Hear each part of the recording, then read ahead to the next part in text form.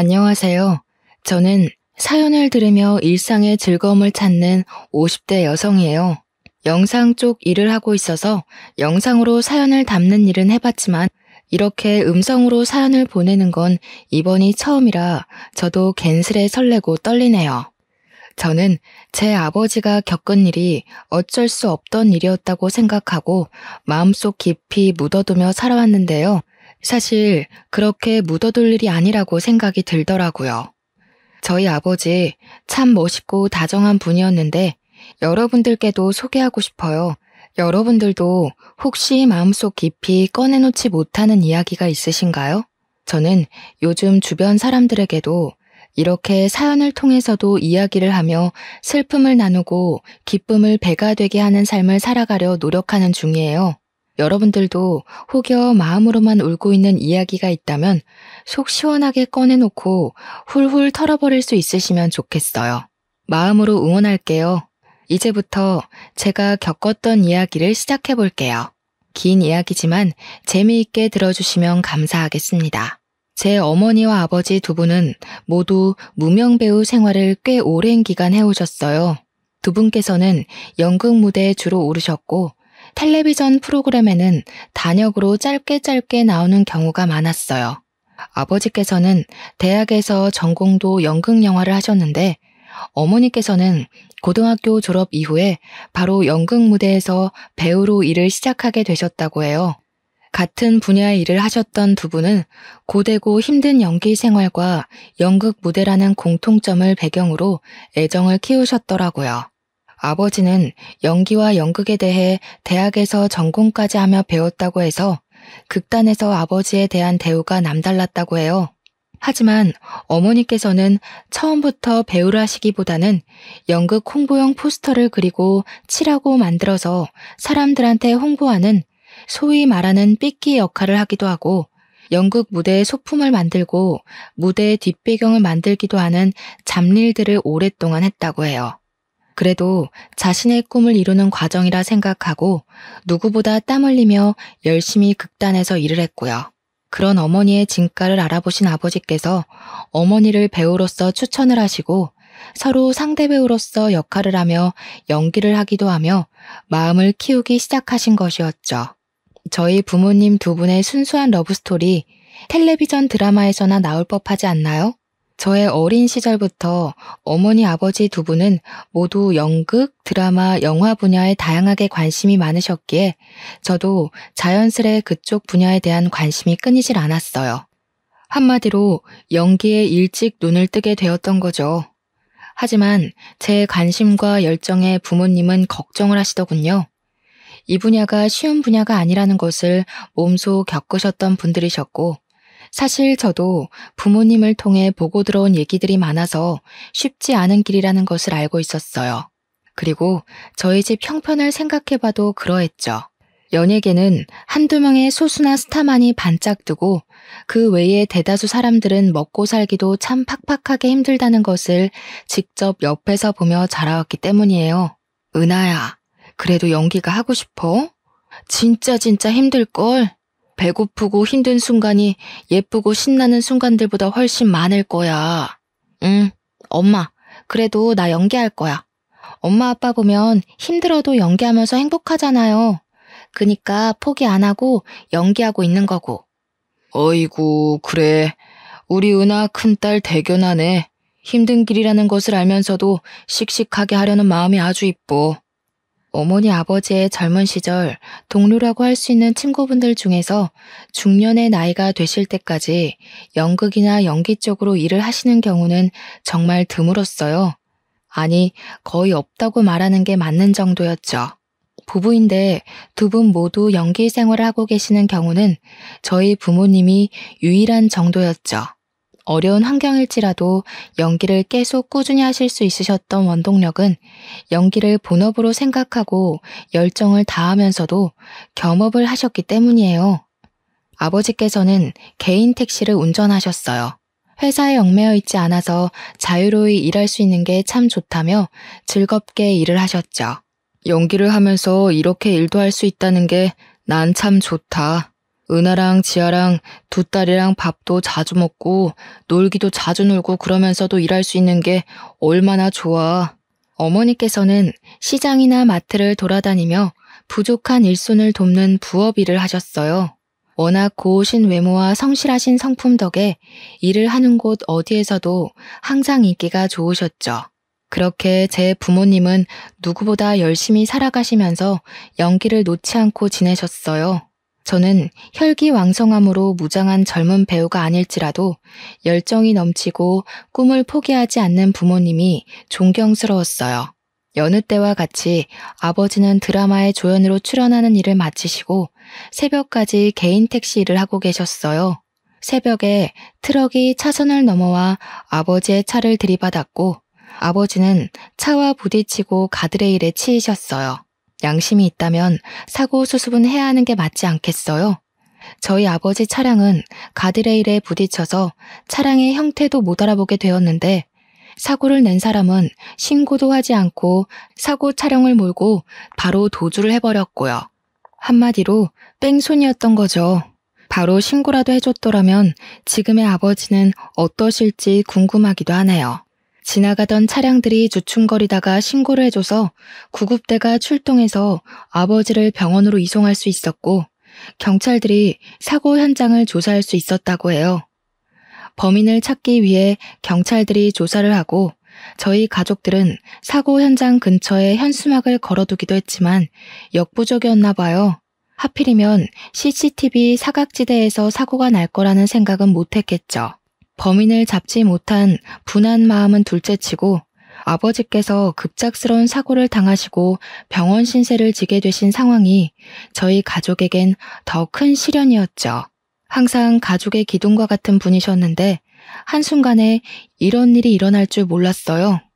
저와 동생 그리고 어머니께서 번갈아 가며 아버지 병간호를 했습니다. 몸을 움직이기도 어려운 수준이었기 때문에 갓난 아기를 돌보듯 모든 것을 저희 손을 통해 해야 했어요. 식사를 도와드리고 용변 보시는 것까지도 저희의 도움이 필요했죠. 저희도 어찌할 수 없는 저녁 시간에는 성인용 기저귀를 사용하셨는데 아버지께서는 어떤 것보다 그 점을 불편해하시고 싫어하셨어요. 어쩌면 부끄럽고 자식들 앞에서 못 볼 꼴을 보인다고 생각하셨던 것 같아요. 누구에게도 그렇게 의지하신 적이 없는 분이 본인 힘으로 할 수 있는 게 없고 화장실도 혼자 가지 못하다 보니 자존심이 많이 상해하셨죠. 아버지는 병원 생활을 무척이나 괴로워하셨어요. 이렇게 살 바에는 죽는 게 낫지, 죽는 게 나아. 아버지께서는 언젠가는 연기자로서 나중에는 노년 배우로서 당당하게 인정을 받을 거라 누누이 말씀하셨어요. 사고를 당하시게 되고 그 꿈을 이루지 못할 수도 있겠다는 좌절감이 크셨던 것 같아요. 어머니께서도 겸업을 하시며 연기 생활을 이어왔지만 도저히 불가능하다는 생각을 하시고는 풀타임으로 시장과 마트를 오가시며 아버지의 병원비를 벌기 위해 2배, 3배로 일을 더 하실 수밖에 없었어요. 그래도 내가 일 좀 더 할 수 있냐고 부탁했을 때 내치지 않고 일감들을 넉넉하게 주시는 게 나는 얼마나 다행인지 싶어. 저희 가족은 아버지가 나아지실 거라는 희망을 품고 살아갔죠. 고등학생이었던 저와 동생도 아르바이트를 하며 생활비와 병원비에 보탬을 드리려고 노력을 했고요. 하지만 차가운 현실은 저희의 희망과는 달랐어요. 새벽 5시를 넘겼던 시간으로 기억해요. 아버지가 계신 병원으로부터 전화가 왔어요. 요즘엔 보기 드문 집 전화로 전화가 걸려왔어요. 집안 전체를 울리는 새벽을 뒤흔드는 전화 벨소리였어요. 저에게는 아직도 새벽에 걸려오는 전화 벨소리는 악몽과 같아요. 김인철님 댁 되시죠? 전해드릴 소식이 있어서요. 병원에 빠르게 내원해 주셔야 할 것 같습니다. 무슨 일이죠? 김인철님께서 사망하셨습니다. 아버지께서는 그렇게도 싫어하시던 병원 생활을 하시다가 집에 한 번도 돌아오지 못하신 채 급성 폐혈증으로 돌아가시게 되었어요. 아무도 예상하지 못했던 일이었죠. 저와 제 동생은 다음날 학교에 가기 위해 집에서 잠을 자고 있었고 어머니께서는 새벽 시장에서 일을 하고 계셨어요. 저희 가족 그 누구도 아버지의 임종을 지키지 못했어요. 지금 돌이켜 생각해봐도 정말 눈물이 앞을 가려요. 그 기억은 제 평생 없어지지 않을 아픈 기억이에요. 저희 가족의 지친 몸과 마음은 오직 아버지의 회복만을 바라고 달려왔는데 이렇게 허망하게 돌아가실 줄 몰랐어요.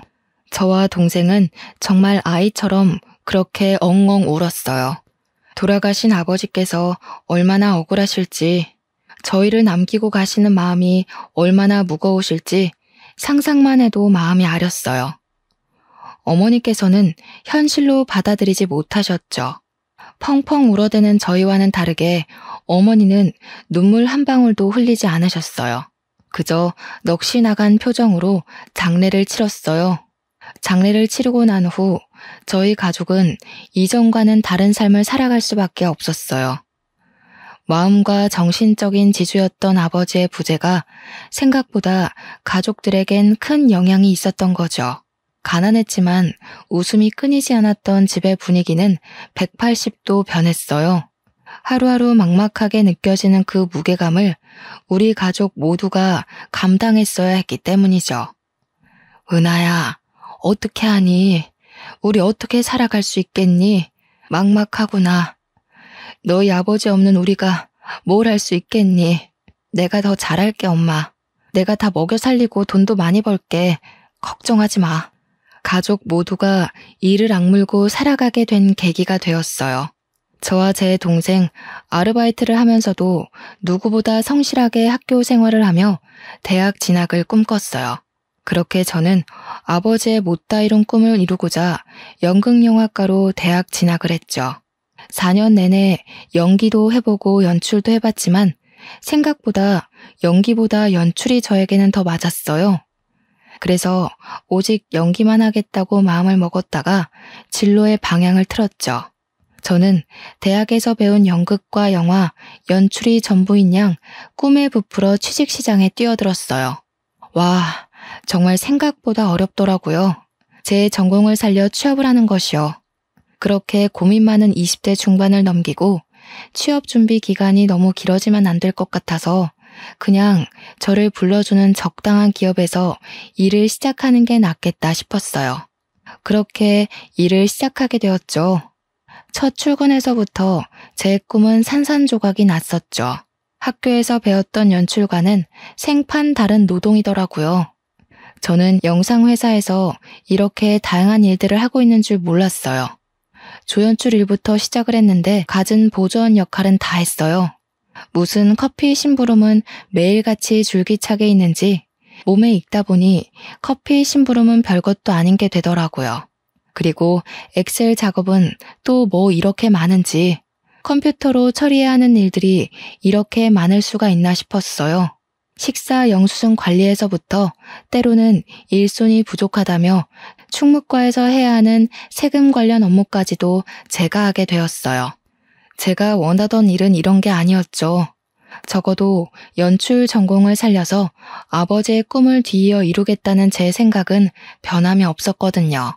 아버지 어머니께서 연기를 하셨지만 저는 두 분의 진심 어린 연기를 어린 시절부터 봐왔기에 자신의 열정과 진심을 표현하는 연기자들, 사연들, 사람들을 영상으로 담고 싶어서 회사에 입사했는데 도대체 회사에서는 연출이나 연기와 관련된 업무는커녕 일부러 그러는 건지 다른 잡무들만 잔뜩 시키더군요. 하지만 저는 첫 술에 배부를 수 없는 거라 생각하고 저 스스로를 다지며 위로하며 일을 했어요. 이렇게 열심히 지내다 보면 제 진심을 알아주는 누군가가 있을 거라 생각했기 때문이죠. 저는 꼭 어머니 아버지 같은 진정한 배우를 모시고 영상에 담아내는 PD가 되고 싶었어요. 앞서 말한 것처럼 견디기 어려운 잡무들로 인한 스트레스가 엄청났다는 것은 사실이었네요. 정말 내가 원한 길이 이 길인가? 부모님은 도대체 어떻게 이렇게 힘든 과정을 인내하고 연기 생활을 하신 것일까? 고민이 참 많았던 시기였죠. 지금에서야 돌이켜 생각해보면 영상회사에서 영상이 아닌 다른 분야의 일들에 대해 다양하게 배울 수 있는 기회였다고 생각을 하지만 당시만 해도 이렇게 쉽게 생각하기 어려운 상황이었어요. 이 일을 시작하고 5년 차가 되었던 시기였어요. 일을 다니던 5년간 매년 영수증 관리나 시켰던 상사가 웬일로 저에게 영상 소재에 대해 같이 회의해보자고 제안을 했어요. 평소 그려왔던 다큐멘터리에 대해 신나게 말씀드렸죠. 회사에서 제대로 설명드리기 위해서 회의 자료들도 정말 열심히 만들어가고 PPT 작업까지도 해서 프레젠테이션을 발표했죠. 제가 오랫동안 기획해온 다큐멘터리 내용입니다. 모두가 주인공에만 스포트라이트를 비추고 박수를 쳐줄 때 누군가는 분명히 단역 조연으로 스포트라이트 밖에서 최선을 다하고 있죠. 이걸 저희 다큐에서 담으면 좋을 것 같아요. 제 열정에 대해 좋게 봐주신 것인지 여태 한 번도 없었던 인물과 장소 섭외에 대해 저에게 완전 일임을 해주셨어요. 아이디어를 더 디테일하게 내면서 어떤 영상 작품을 만들지 즐거운 고민이 시작됐죠. 몸은 힘들지라도 내 아이디어가 담긴 영상 작품이 생긴다는 마음에 굉장히 들뜨더라고요. 제가 어린 시절부터 꿈꾸듯 그려왔던 작품을 해야겠다 마음먹었어요. 무명 배우 단역으로서의 삶을 담은 다큐멘터리. 작품을 만들게 되었어요. 누구에게도 말씀드리지 않고 처음으로 엄마에게 출연이 가능하실지 제의를 드렸어요. 엄마, 여태껏 엄마가 아닌 다른 사람들이 주인공인 무대에 많이 섰잖아요. 이번에는 엄마가 주인공인 무대 어때요? 내가 다큐멘터리 하나 만들게 되었는데 엄마가 주인공이었으면 해서. 어머, 너무 잘 됐다. 작품 만들고 싶어 했던 건 오래전부터의 일인데 벌써 몇 년 동안 회사 생활을 하고 결국 네 작품을 만드는구나. 고생 끝에 정말 낙이 온다더니 축하해 딸. 그런데 엄마는 너무 늙고 못나서 출연하긴 좀 그래. 아니, 엄마가 어디가 어때서 그래요. 엄마만큼 고운 사람도 엄마만큼 성실한 배우도 본 적이 없어. 난 정말 내 작품이니까 꼭 엄마가 나와줬으면 해요. 아빠는 보고 싶고 출연을 부탁드리고 싶어도 이제는 그럴 수가 없잖아. 엄마가 꼭 주인공이 되어줘요. 어렵다는 엄마의 손사래에도 불구하고 저는 끈질기게 엄마를 설득했어요. 주인공이 엄마 혼자는 아니니까 너무 부담 갖지 않아도 된다는 점과 엄마의 진실한 이야기를 누군가에게 들려줄 수 있다는 것이 얼마나 큰 기회냐고 말씀드렸죠. 엄마는 생업이 바빠 연기 생활을 그만둔 지 오래라며 걱정하셨지만 어쩔 수 없이 그만뒀던 연기였기에 그만큼 연기에 대한 아쉬움이 남으시기도 하셨던 것 같아요. 결국 제 설득 끝에 출연을 하시기로 했죠. 엄마, 아버지 돌아가시고 연기 생활하고 싶어도 못했잖아요. 그 한을 좀 풀자. 우리 엄마 예쁜 얼굴 아깝단 말이야. 딸내미가 만드는 영상에 출연한다는 것도 얼마나 기분 좋은 일이야. 한번 나와줘요, 안배우님. 어머니를 필두로 다양한 단역 배우들을 섭외하고 다큐멘터리를 찍게 되었어요. 촬영 배경은 주로 대학로나 여의도였고요.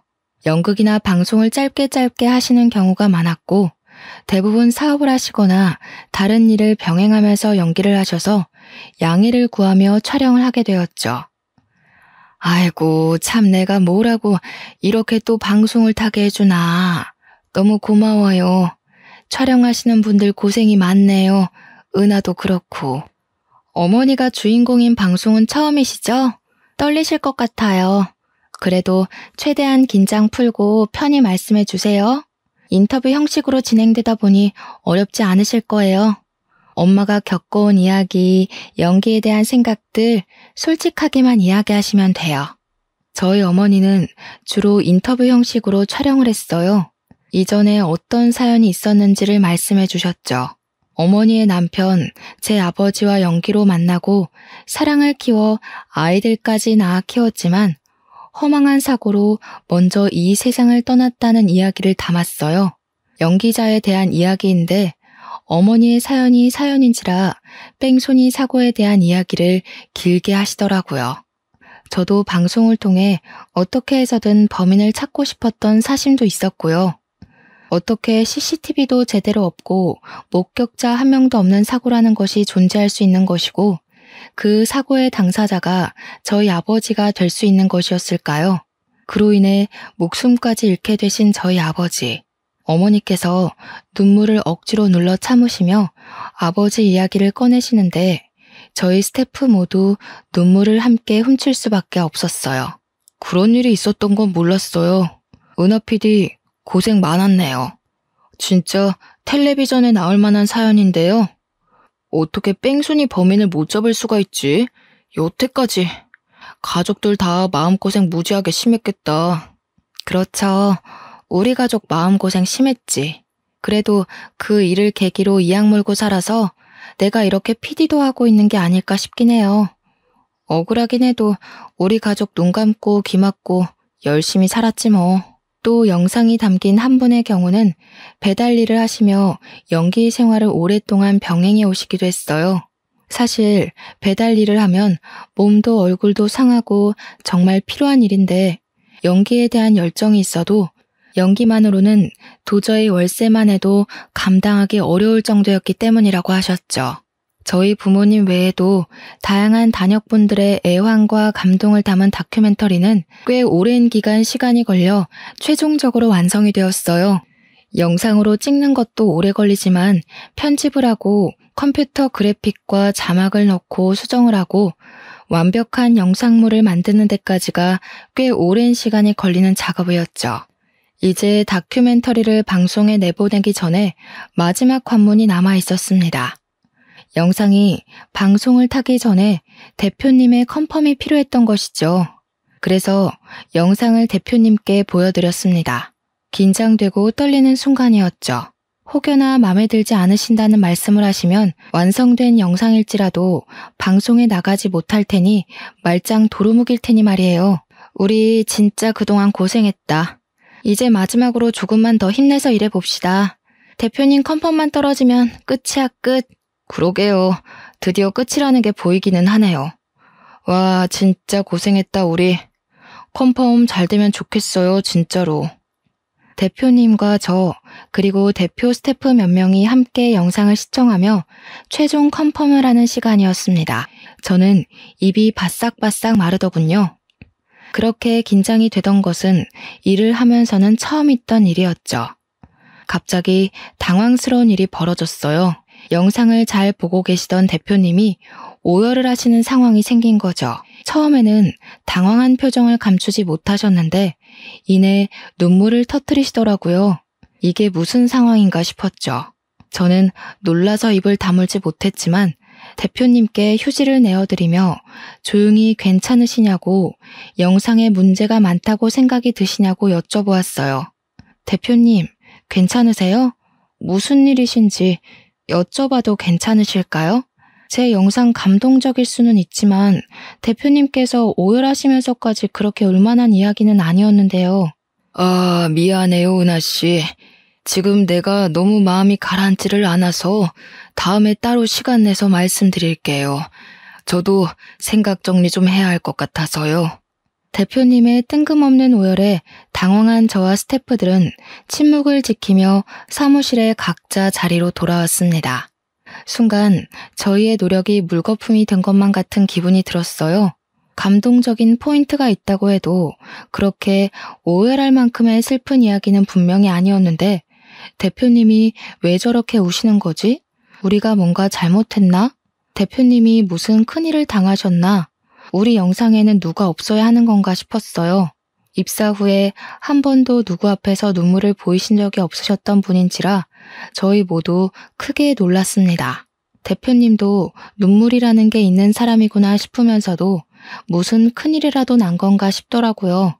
다큐에는 여러 단역분들이 나오셔서 각자의 사연을 이야기하고 촬영을 다니는 모습을 찍었고 어머니 사연의 경우 인터뷰 형식으로 아버지 뺑소니 사고를 언급하신 내용이 담겼어요.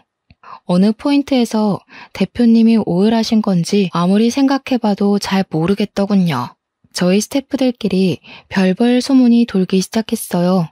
대표님의 엄마가 영상에 우연히 나오셨다. 아니다. 대표님 아버지가 나오신 게 틀림없다. 아니, 자기 무명 시절이 생각나서 그런 거다 등등 다양한 이야기들이 오가더군요. 아니, 나 진짜 우리 대표님이 저렇게 오열하는 거 난생 처음 봤다니까? 그렇게 울만한 내용도 아니었는데 말이지. 뭔가 이상해, 수상해, 뭔가 있다니까 이거. 그런가요? 저희가 뭔가 특이하거나 이상한 내용을 담은 건 아닌데 반응이 의외이긴 했어요.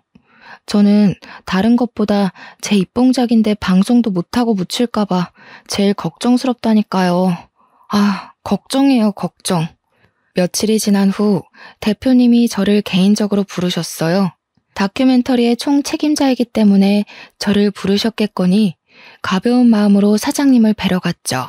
하지만 대표님 방에서 나올 때 제가 어떤 마음과 어떤 표정으로 나오게 될지는 전혀 예상하지 못했죠. 은하 PD, 어서 와요. 영상 찍느라 고생 많았죠?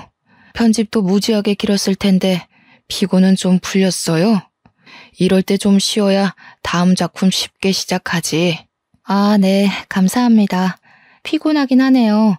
영상 일, 연출 일이 쉽지 않다는 거 알고 시작했는데도 역시 힘들긴 하네요. 체력이 너무 딸려서 죽겠어요, 매일매일. 커피를 달고 삽니다. 대표님은 괜찮으신 거죠? 아유, 그럼 나야 너무 괜찮지. 은하 PD 노고에 비하면 내가 뭐 비할 바가 아니지. 그런데 조금 어려운 이야기를 해볼까 해. 고민이 많았는데 계속 숨기는 건 도저히 은하 PD한테 예의가 아닌 것 같아서. 대표님이 무게를 잡으시며 하셨던 이야기는 상상 초월의 내용이었어요. 대표님은 어린 시절 아버지 밑에서 자라셨다고 해요. 한부모 가정에서 자라셨던 거죠. 어려운 환경 속에서 자라셨다며 한참을 뜸을 들이며 말씀하시더군요. 은하 PD, 이런 이야기를 전하게 될 줄은 몰랐는데 정말 미안해. 놀라지 않았으면 좋겠는데 놀랄 수밖에 없는 이야기야. 아, 괜찮아요, 대표님. 어서 말씀해 주세요. 대표님께서는 다시 어린 시절 이야기를 이어가셨어요. 아버지와 함께 지내왔는데 아버지께서 야채 트럭을 운영하셨다고 하시는 거예요. 아, 그렇구나 듣는데 이런 이야기를 왜 나한테 하는 거지? 의문스럽게 느껴졌어요. 그렇지만 제가 다니고 있는 회사의 대표님께서 하시는 말씀이니 제가 이렇다 저렇다 말하지 못하고 묵묵히 듣기만 했어요. 야채 트럭, 그런데 그 야채 트럭을 몰고 새벽에 운전하던 중에 아버지께서 사고를 내신 적이 있다고 하시더군요. 조수석에는 아들인 본인을 옆에 태우신 채로요. 사고가 워낙 크게 나서 기억이 나신다며 설명을 하셨어요. 그 새벽에 우리 아버지 야채 트럭이 승용차를 박았어. 아버지께서 새벽에 졸음운전을 하신 탓이었지. 중앙선을 살짝 넘어간다 싶었는데 기어코 옆 차선에서 오던 차를 친 거야. 그 차는 택시였고 동승자는 없이 기사님 한 분만 타 계셨어. 그리고 그 택시는 가드레일을 강하게 박았고 택시는 형태를 알아보기 힘들게 찌그러졌어. 네? 무슨 말씀이세요? 나는 조수석에서 선잠을 자고 있었고 부딪히는 소리와 충격에 놀라서 깨버렸지. 아버지께서는 운전대를 잡고 있는 손을 벌벌 떨고 고개를 들지 못하고 계셨어. 나는 아빠를 계속 불렀고 무서워서 울어버렸어. 그런데 아버지는 숙였던 고개를 들고 나를 한번 쳐다보시고 주위를 살피며 그대로 집으로 오셨어. 대표님은 계속 말씀을 이어가셨어요. 다큐멘터리에서 언급된 사고 현장은 아버지께서 자주 다니던 길이라 CCTV가 없었다는 것을 확실히 알고 계셨다고 해요. 하지만 아버지와 대표님이 보지 못한 목격자가 있을 수도 있을 거라는 생각은 있었고 언제든 아버지와 대표님께서 잡혀갈 수 있다는 죄책감이 있었다고 흐느끼셨어요. 하지만 아버지 없이는 살 수 없는 어린 대표님을 두고 감옥에 들어가실 수 없으셨는지 그렇게 뺑소니로 현장을 떠나셨던 거라고 하셨어요. 이런 이야기가 은하 씨 마음을 위로할 수 없다는 거 잘 알아. 그 사고 꽤 컸고 기사님도 많이 다치셨을 거라 생각하긴 했었어. 정말 미안해. 너무 미안해. 이 빚을 어떻게 갚아야 할지 모르겠어. 마음속으로만 지녀왔던 괴로움과 죄책감이었는데 이제 명확해졌어. 잊힐 수 있을 거라 생각했는데 아니었고. 제가 만든 다큐멘터리를 통해 보니 제 어머니의 남편분, 즉 제 아버지의 사고에 대한 인터뷰가 대표님의 두 눈으로 봤던 어린 시절의 사고 현장에 대한 기억과 일치한 것을 보고 오열을 하셨다고 했어요. 설마 아니겠지 하며 외면해왔던 과오를 이렇게 마주하게 될 줄은 꿈에도 모르셨던 것이었죠. 저도 당황스럽기는 매한가지였습니다. 대표님은 아버지의 상황에 대해 아시는 것이 없으셨겠지만 제 아버지는 이미 이 세상을 떠난 지 오랜 세월이 흘렀기 때문이죠. 그 세월 동안 저희 가족이 받았던 상처와 눈물은 어떻게 보상이 될지 머리가 새하얘졌습니다. 그렇게 오랫동안 찾아 헤매왔던 뺑소니 사고의 목격자가 여기 이렇게 제 눈앞에 버젓이 있다니요. 그런데 그 목격자가 뺑소니범의 아들이었고 사고에 대해서는 몇십 년간 침묵으로 일관해왔다니요. 대표님이라고 하지만 참을 수 없는 화와 눈물이 뒤섞여 나왔습니다. 억울하고 화가 나서 미칠 것만 같았어요. 성실하고 다정했던 우리 아빠의 삶, 생명은 누가 어떻게 보상해 주겠어요. 주변에서도 다들 사고당한 사람만 불쌍하다며 그렇게도 수군거렸는데 말이죠. 나라도 어렸어도 바로 신고를 했어야 하는데 정말 후회해.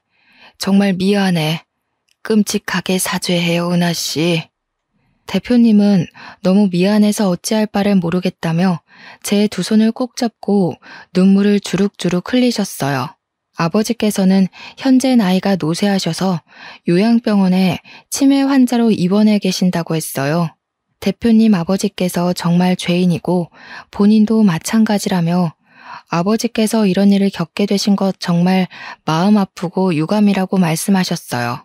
당시에 어렸다고 해도 알 거는 다 알았는데 아빠와 아들 둘이서 살았던 어려운 형편에 아버지마저도 감옥에 가시면 대표님이 굶어 죽게 생겼다 보니 어느 하나 양심적으로 대처한 일이 없었다며 정말 미안하다고 말씀하셨어요.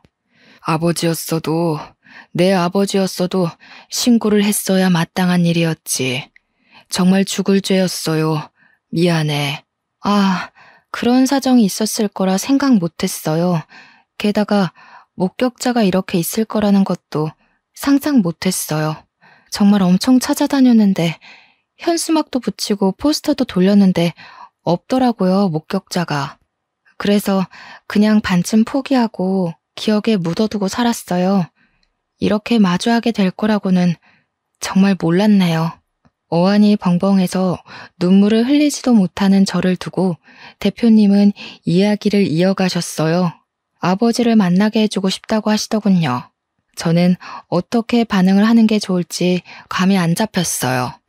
좋다고 만나게 해달라고 해야 할지, 아니 괜찮다고 끝까지 죽을 때까지 제 기억 속에 묻어두겠다고 해야 할지요. 대표님은 모든 사실을 알게 되었고 그 사고 가족이 우리 회사 직원인 것도 마음이 너무 아프다며 이렇게라도 찾게 되어서 다행이라고 평생의 마음의 짐이었으니 꼭 아버지를 만나줬으면 좋겠다고 부탁을 하셨어요. 저는 마음이 불편했어요. 돌아가신 저희 아버지는 어떻게 하고 이렇게 쉽게 과거를 용서할 수 있을까 싶었죠.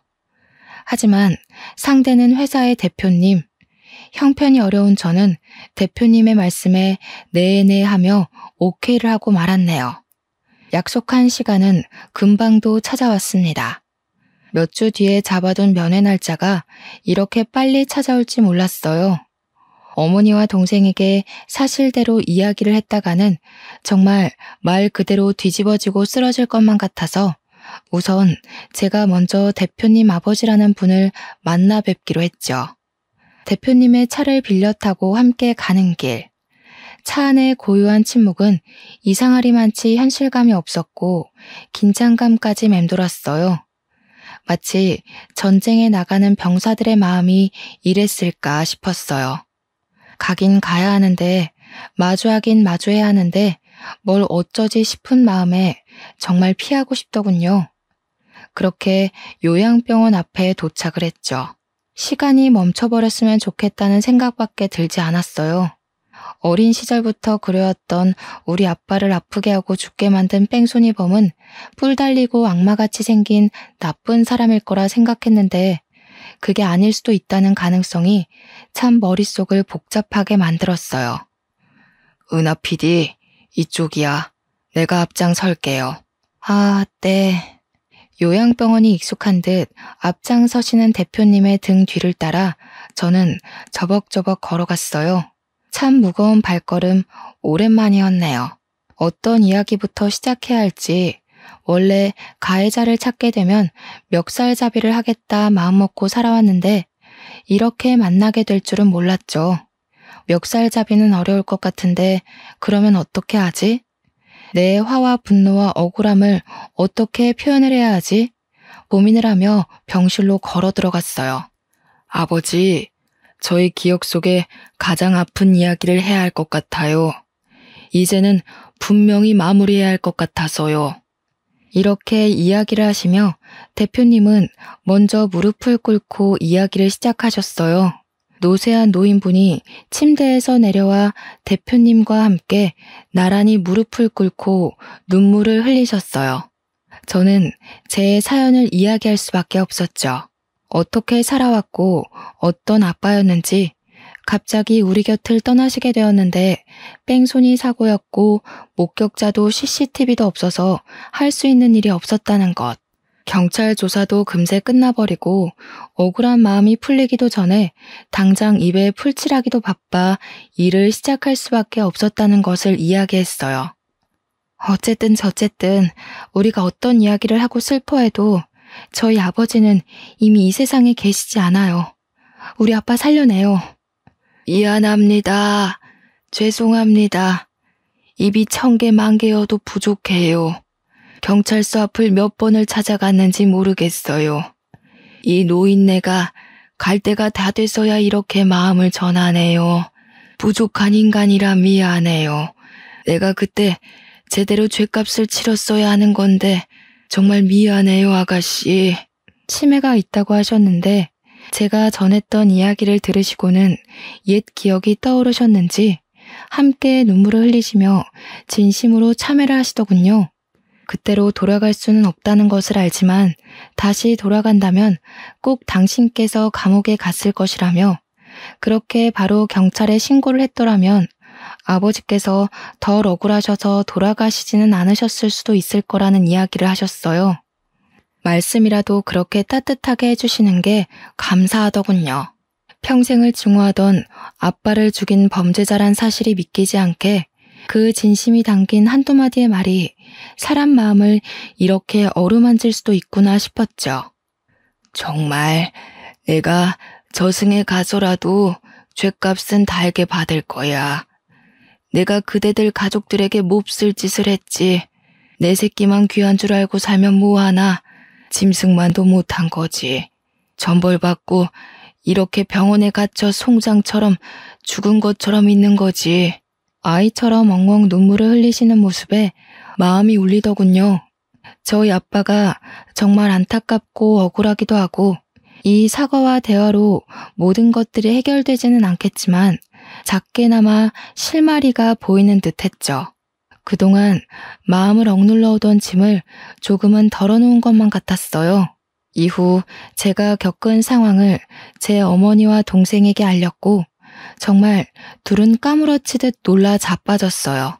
그래도 저희가 직면한 현실을 마주하고 해결해야 할 것들은 해결해야겠다 싶어서 어머니와 대표님과의 자리를 마련한 뒤 두 분의 독대가 있었습니다. 두 분만이 나눌 수 있는 이야기가 있었겠죠. 어머니는 대표님과의 대화 이후 아버지의 부재가 생긴 이래로 처음 보는 후련하고 홀가분한 표정을 지어 보이더라고요. 너희 아버지 그렇게 허망하게 가버리고 우리 얼마나 눈물로 매일을 보냈니? 범인도 못 잡고 뺑소니 사고라는 게 너무 억울해서 미치겠는데 그렇게 원망하며 우리 시간을 버린 것도 몇십 년이다. 얘들아, 너희 대표라는 사람 대표님 아버지가 눈물로 싹싹 빌며 미안하다고 그렇게 우는데 나도 같이 울어버렸다. 어쩌겠니? 산 사람은 살아야지. 저도 그런 어머니를 보는 마음이 좋았고요. 어머니는 제가 생각했던 것보다도 훨씬 강한 여성이었더군요. 대표님과 대표님 아버지라는 사람들이 너무너무 밉고 죽을 만큼 싫었지만 이렇게 사정을 듣고 진심 어린 사과를 듣고 나니 산 사람은 또 살아가야 하는 것이 아니겠냐고, 죽은 사람을 어떻게 되살릴 수는 없지 않겠냐며 더 이상 당신네 가족을 원망하지 않겠다며 대화가 끝났다고 했어요. 이후 대표님은 미안하고 사죄하는 마음 작게라도 표현하고 싶다며 엄마와 저에게 회사 주식을 증여해 주셨어요. 미안한 마음 어떻게 표현을 해야 할지 모르겠고 이걸로 되지 않을 거란 것도 너무 잘 알지만 제 작은 마음이니 꼭 받아주세요. 회사 주식인데 그래도 우리 회사 꽤 잘 나가거든요. 알죠? 은하 PD는 알 거야. 미안하고 고마워서 그래. 일개 회사원이었던 내가 갑자기 대주주가 되어버리는 상황이 만들어진 거죠. 회사는 제 생각보다 좋은 곳이었나 봐요. 이후로 쭉 승승장구하며 기업의 크기가 커지다가 대기업에 합병되어 운영이 되었고, 저는 그 주식을 팔고 엄마와 동생과 함께 넉넉히 오붓하게 평화롭게 잘 살아가고 있어요. 이렇게 제 긴 이야기는 마무리가 됩니다. 연기하시는 부모님 밑에서 자라며 연기, 연극, 연출에 자연스럽게 관심을 가졌고 운이 좋게도 대학 졸업 후 바로 영상회사에 취업하게 되어 쪼들리는 생활비 걱정은 접어두고 살 수 있었는데 저를 뽑아준 회사 대표님께서 저희 아버지와 이렇게 관련이 있었던 사람이라고는 생각을 못했죠. 어떻게 생각하면 돌아가신 아버지께서 저를 끝까지 지켜주시고 도와주신 게 아닐까 싶어요. 그리고 억울하고 마음 아팠던 아버지에 대한 기억이 이제는 상처라기보단 아물어가는 흉터 같다는 생각이 들어요. 그 흉터를 돌아보면 불쌍한 우리 아빠 생각에 눈물이 앞을 가리지만 그래도 우리가 이렇게 살아갈 수 있는 이유는 아버지시고 우리가 이렇게 다시 잘 살아갈 수 있게 도와주신 분도 아버지라는 생각이 들어요. 아빠가 살아서 우리 가족과 함께 울고 웃을 수만 있으면 다른 소원이 없을 텐데 정말 이제는 아버지에 대해 제대로 작별 인사를 해야 할 때인 것만 같아요. 저의 사연은 이렇게 마무리하겠습니다. 긴 사연을 들어주신 여러분 정말로 감사합니다. 그리고 아버지에 대해 짧은 편지를 남길게요. 아버지, 항상 저희 곁에 함께 하신다는 거 잘 알고 있어요. 힘들 때마다 아버지 생각이 나지만 아버지를 생각하며 제 마음을 다잡을 수 있어요. 아빠, 너무 보고 싶어요. 하지만 저희 가족이 이 세상에서 행복하게 살아가는 것이 아버지한테는 가장 큰 바람일 거라는 생각이 들어요. 아빠, 제 아버지가 되어주셔서 감사해요. 다시 태어나도 아빠 딸이 되고 싶어요. 감사해요. 사랑해요.